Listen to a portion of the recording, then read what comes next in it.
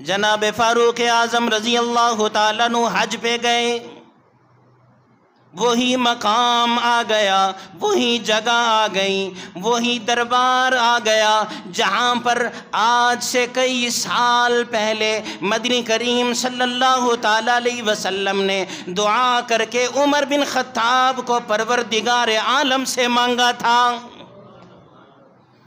وہی بیت اللہ آ گیا، وہی حرم آ گیا، وہی مقام ابراہیم آ گیا، وہی غلاف کعبہ آ گیا جہاں نبی کریم علیہ السلام نے عمر کی ہدایت کی دعا مانگی تھی، جہاں پر پروردگار عالم سے عمر کو وصول کیا تھا، جہاں پروردگار عالم سے عمر کو مانگا تھا۔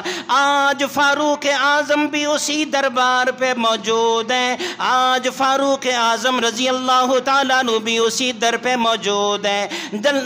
دل میں دعا آئی، دل میں خیال آیا، اے پروردگار عالم یہ وہی جگہ ہے جہاں پر مجھ سے نبی کریم علیہ السلام نے تجھ سے مجھے مانگا تھا۔ یہاں پہنچ کر میرے دل میں بھی ایک خواہش آ گئی، میرے دل میں بھی ایک تمنا جاگ گئی۔ فرمانے لگے اللہم ارزقنی شہادتا فی بلد رسولک۔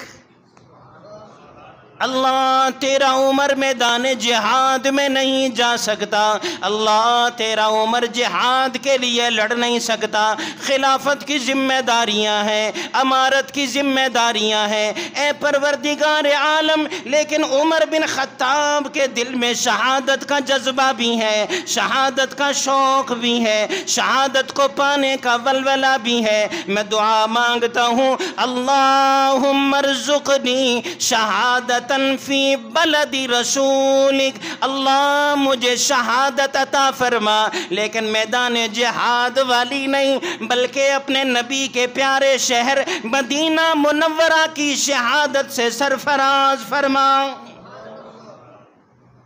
حضرت عمر بن خطاب رضی اللہ تعالیٰ عنہ نے شہادت کی دعا کر دی۔ پروردگار عالم نے یہ تمغہ دینے کے لیے ایک مجوسی دشمن کو مدینہ میں پہنچا دیا۔ میرے عمر نے دعا مانگی ہے، یہ دعا رد نہ ہو۔ فجر کی نماز پڑھانے کے لیے مصلی امامت پہ آئے، تکبیر ہو چکی ہے، نماز کھڑی ہو چکی ہے، یہ مجوسی برچھا لے کر نکلا اور فاروق اعظم رضی اللہ تعالیٰ عنہ کے پیٹ پر اس نے زہریلے برچھے سے وار کر دیے۔ حضرت فاروق اعظم رضی اللہ تعالیٰ عنہ زخمی ہو گئے، جلدی سے ہاتھ پکڑ کر عبد الرحمن بن عوف کو مصلی پر کھڑا کر دیا، نماز انہوں نے مکمل کروائی۔ صحابہ کرام اس مجوسی کو پکڑنے لگے، اس مجوسی نے اپنی ہی برچھے اور تلوار سے اپنا گلا کاٹ کر خودکشی کر لی۔ فرمایا مجھے قتل کرنے والا کون تھا؟ صحابہ نے کہا مجوسی تھا، کافر تھا، بت پرست، آتش پرست تھا۔ فرمایا سبحان اللہ، اے پروردگار عالم تیرا شکر ہے کسی مسلمان نے مجھے نہیں مارا، اللہ تو نے کافر کے ہاتھوں سے مجھے شہادت عطا فرمائی۔ اور پروردگار عالم نے کہا اے عمر تو نے ہمارے نبی کے شہر کی شہادت مانگی تھی، دیکھ ہم اپنے نبی کے شہر کی شہادت بھی دے رہے ہیں، اپنے نبی کے مسجد کی شہادت دے رہے ہیں، اپنے نبی کے مصلی کی شہادت دے رہے ہیں۔ ساری دنیا میں ہر کوئی شہید ہوا، کسی کی شہادت کی گواہی پہاڑ سے ملے گی، کسی کی شہادت کی گواہی میدان جہاد دے گا، کسی کی شہادت کی گواہی تلوار دے گی، کسی کی شہادت کی گواہی نیزہ دے گا، کسی کی شہادت کی گواہی ریت کے ذرے دیں گے۔ اے عمر بن خطاب تیری عظمت کو سلام، تیری جرت کو سلام، تیری شہادت کی گواہی میرے نبی کا مصلی دے گا۔ حضرت فاروق اعظم رضی اللہ تعالیٰ عنہ کی قیامت کے دن شہادت کی گواہی محراب مسجد نبوی کا محراب دے گا، وہ ریاض الجنہ دے گا جو جنت کا ٹکڑا ہے کہ اللہ تیرا امیر المومنین اس ٹکڑے پر جام شہادت نوش کر چکا ہے۔ یکم محرم الحرام آپ کی شہادت ہوئی۔ وفات سے چند لمحے پہلے اپنے بیٹے عبداللہ سے کہا، عبداللہ جاؤ اماں عائشہ صدیقہ طیبہ طاہرہ رضی اللہ تعالیٰ عنہا کے پاس، جا کر ان سے عرض کرو اماں عمر بن خطاب کی خواہش ہے، وہ اپنے نبی اور اپنے دوست ابو بکر صدیق کے ساتھ دفن ہونا چاہتا ہے، گنبد خضرا میں روضہ اقدس میں قبر بننی چاہیے، یہ عمر کی خواہش ہے۔ حضرت عائشہ صدیقہ رضی اللہ تعالیٰ عنہا کی آنکھوں میں آنسو آ گئے۔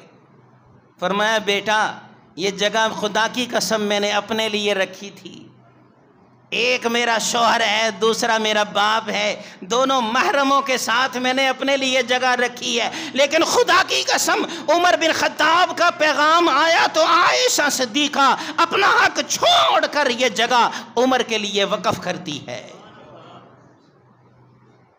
حضرت فاروق اعظم رضی اللہ تعالیٰ عنہ فرماتے ہیں بیٹا اگرچہ اجازت مل گئی پھر بھی مجھے کفنا کر جب میں دنیا سے چلا جاؤں، جب میرا چہرہ کفن میں چھپ جائے تو میری چارپائی کو لا کر میرے نبی کے روضہ اقدس کے سامنے رکھ دینا، اگر خود بخود دروازہ کھل جائے تو اندر دفنا دینا، ورنہ جنت البقیع میں لے جانا۔ جب آپ کا جنازہ پڑھا کر آپ کی چارپائی رکھی گئی، نبوت کا دروازہ خود بخود کھل گیا، حضرت عائشہ صدیقہ رضی اللہ تعالیٰ عنہا نے اندر آنے کی اجازت مرحمت فرما دی۔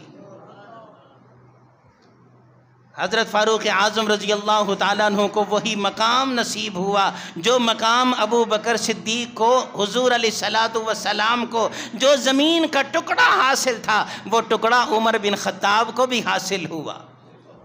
کہتے ہیں نا پہنچی وہیں پہ خاک جہاں کا خمیر تھا، اس سے ثابت ہوا حضور علیہ الصلوۃ والسلام کی اسی جنت کے ٹکڑے سے، ابو بکر بھی اسی جنت کے ٹکڑے سے، عمر بن خطاب بھی اسی جنت کے ٹکڑے سے ہیں جہاں جا کر یہ تینوں شخصیتیں مدفون ہو گئیں۔